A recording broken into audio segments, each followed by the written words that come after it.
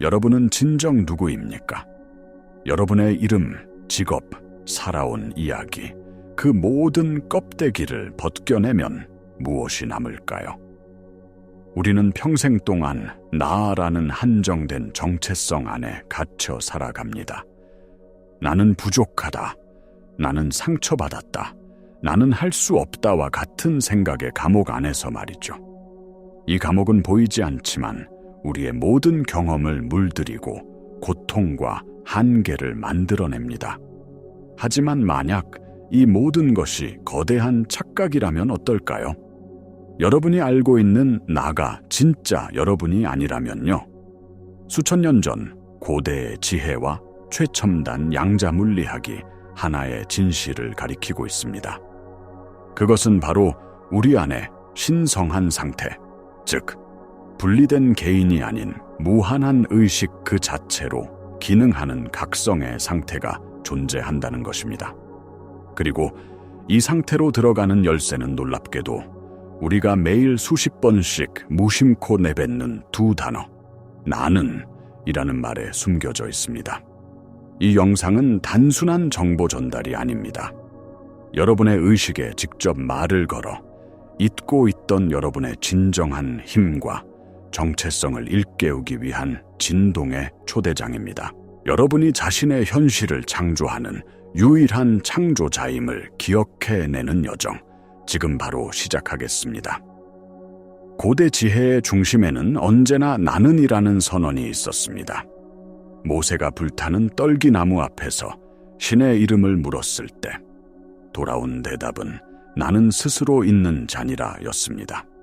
이는 이름이나 형태를 넘어선 순수한 존재의 선언입니다.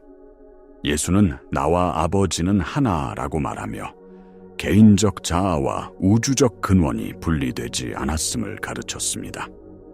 부처는 모든 존재 안에 깨달음의 본성인 불성이 내재되어 있다고 했고, 고대 인도의 베단타 철학은 타트바마시, 즉 그것이 바로 너다라며 당신이 바로 그 우주적 의식임을 역설했습니다. 이 모든 가르침은 시대를 초월하여 같은 진실을 말하고 있습니다. 당신은 바다에 떨어진 한 방울의 물이 아니라 한 방울의 물 안에 담긴 거대한 바다 전체입니다. 당신의 핵심 정체성은 이름이나 성격이 아닌 이 모든 것을 경험하고 있는 순수한 의식 그 자체입니다. 나는이라는 말은 단순히 자신을 지칭하는 대명사가 아닙니다. 그것은 존재의 선언이자 창조의 시작점입니다. 당신이 나는 이라고 말할 때 그것은 한 인간의 목소리가 아니라 우주 자체가 당신이라는 통로를 통해 스스로를 정의하고 경험하는 순간입니다. 우리는 보통 나라는 단어 뒤에 수많은 꼬리표를 붙입니다. 나는 부자다. 나는 가난하다. 나는 건강하다. 나는 아프다. 이 꼬리표들이 우리의 현실을 만든다고 믿지만 진실은 그 반대입니다. 이 꼬리표들 이전에 존재하는 순수한 나는 존재한다는 근원적인 알미야말로 모든 현실을 창조하는 힘의 원천입니다. 이 힘을 이해하는 것이 바로 신성한 상태로 들어가는 첫걸음입니다. 우리가 나라는 존재의 근원으로 돌아갈 때 우리는 더 이상 현실의 파도에 휩쓸리는 조각배가 아니라 파도를 일으키는 바다 그 자체가 됩니다. 우리의 잠재의식은 우리가 경험한 모든 감정적 기억, 신념, 트라우마로 가득 찬 거대한 데이터베이스와 같습니다. 신경과학에 따르면 우리의 하루 95%는 이 잠재의식에 의해 자동적으로 통제됩니다. 즉, 우리는 의식적으로 삶을 창조하고 있다고 믿지만 실제로는 과거의 프로그램이 현재를 계속해서 반복 재생하고 있을 뿐입니다.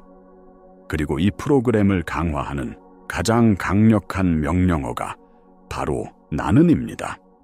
당신이 무심코 나는 늘 돈이 부족해 라고 말하는 순간 당신은 자신의 신성한 창조력에게 돈이 부족한 현실을 계속해서 만들어내라고 명령하는 것과 같습니다. 나는 사랑받을 자격이 없어 라고 느낄 때 당신의 잠재의식은 사랑을 밀어내는 상황과 관계를 충실하게 현실로 구현합니다. 이것이 우리가 스스로 만든 감옥의 실체입니다. 우리는 나는이라는 무한한 힘을 가지고 스스로에게 부족함과 결핍이라는 한계를 덧씌우고 있었던 것입니다. 이 패턴을 깨기 전까지는 아무리 긍정적인 생각을 하고 행동을 바꿔도 근본적인 변화는 일어나기 어렵습니다. 낡은 운영체제 위에 새로운 소프트웨어를 설치하려는 것과 같기 때문입니다. 따라서 진정한 변화는 잠재의식에 각인된 나에 대한 정의를 바꾸는 것에서 시작되어야 합니다. 당신은 당신의 이야기가 아닙니다. 당신은 당신의 상처가 아닙니다. 당신은 당신의 실패가 아닙니다. 그것들은 당신이 경험한 구름일 뿐, 당신의 본질인 무한한 하늘이 아닙니다. 양자물리학의 이중 슬릿 실험은 관찰자의 의식이 현실에 어떻게 영향을 미치는지 명확하게 보여줍니다. 전자는 관찰되지 않을 때는 파동처럼 모든 가능성으로 존재하지만 관찰하는 순간 입자로 변해 하나의 현실로 고정됩니다. 이것이 바로 관찰자 효과입니다. 이제 이 원리를 여러분의 삶에 적용해 보십시오.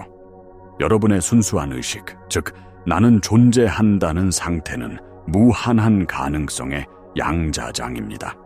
그리고 여러분이 나는 이라고 무언가를 정의하고 믿는 순간 여러분은 그 무한한 가능성 중에서 정확히 그것에 해당하는 현실을 입자로 고정시키는 관찰자가 됩니다.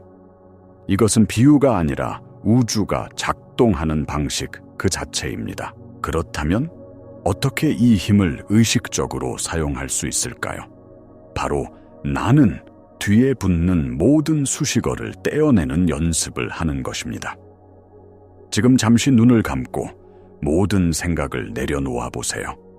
나는 누구인가? 라는 질문도 멈추고 그저 내가 존재하고 있음, 그 자체의 감각에 머물러 보세요. 이름도 직업도 과거도 없는 순수한 존재감.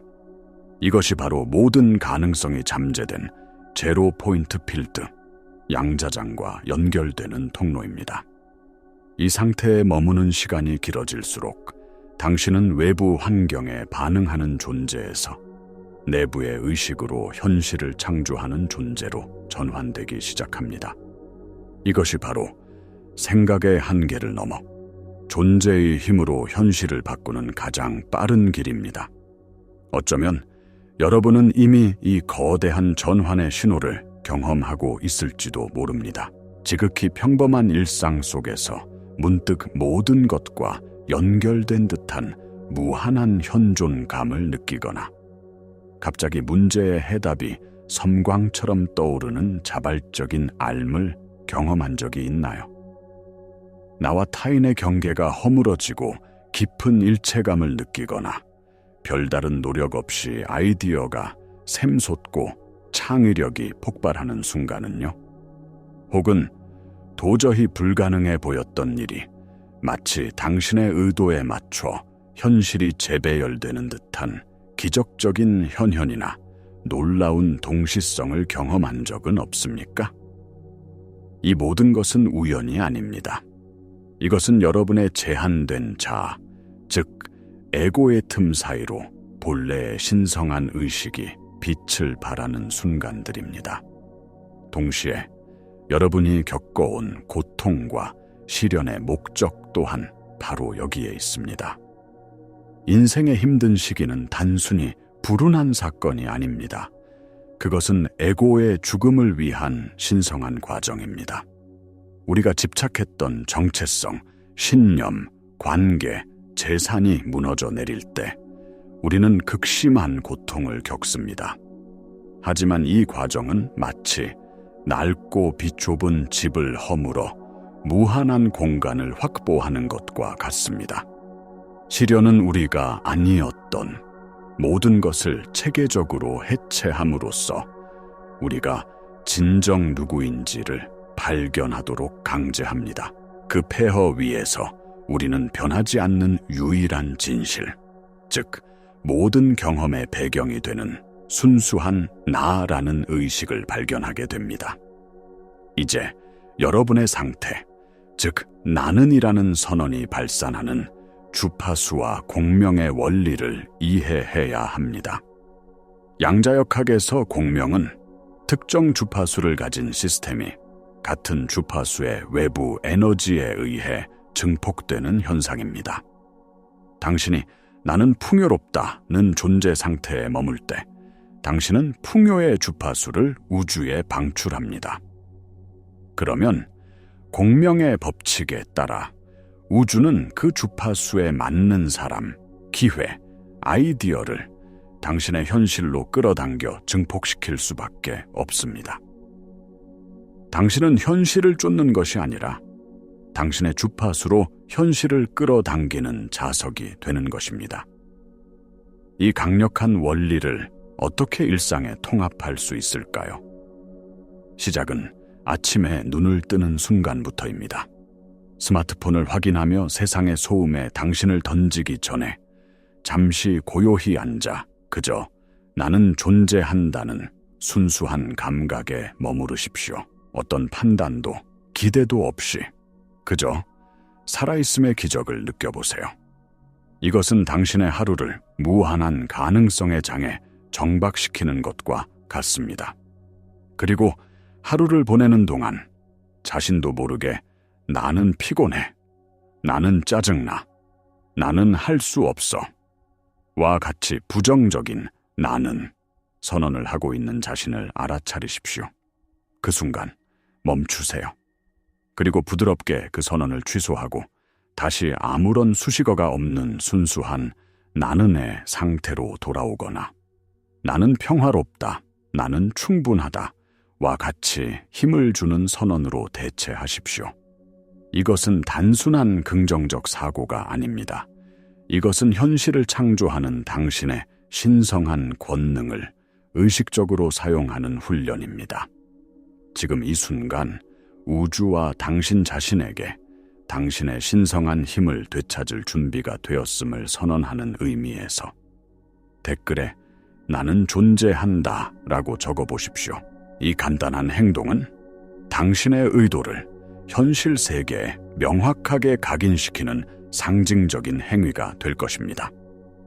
이 선언을 통해 당신은 더 이상 외부 세계의 피해자가 아니라 당신의 내면 세계의 주인임을 우주에 알리는 것입니다.